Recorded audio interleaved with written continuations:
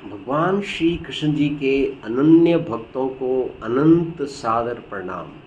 आज दिनांक 1 जून 2024 है और समय हो गया है हमारा एक श्लोक प्रतिदिन श्रीमद् भगवत गीता के ज्ञान गम्य साधन स्वरूप का।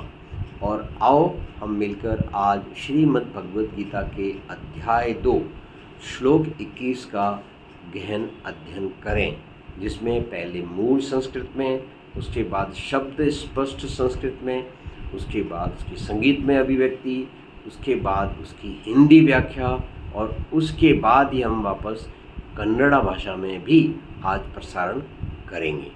शुरू करें हरि नाम के साथ। हरि भक्ति करने, कोई भी काम करने से पहले हमें भगवान का नाम लेना जरूरी है।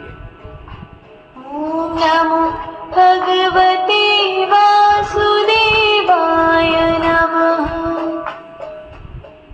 Says, वेदा विनाशिनं नित्यं यैनं मजं व्ययम्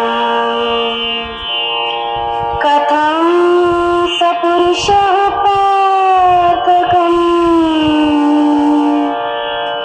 घातयति हन्तिकम्। इट सेज, कहते हैं भगवान श्री कृष्ण अर्जुन को, वेद यानी जानो, अविनाशीनम नित्यम, यह एनम अजम अव्ययम, कथम स पुरुषः पार्थ कम घातयति हन्तिकम। आओ इसका संगीत में आनंद लीजिए। अव्यय जन्म नित्य अविनाशी से जो जानता, कैसे किसी का वध कराता और करता है बता।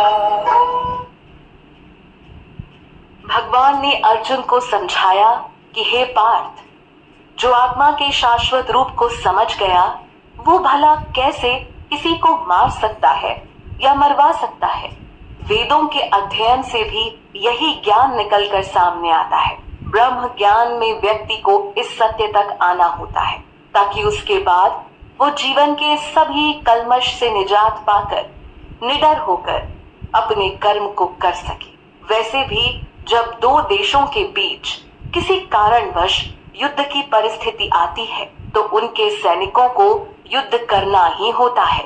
वो युद्ध स्थल पर भावुक होकर युद्ध से विमुख नहीं हो सकते, क्योंकि यह आर पार का दौर होता है।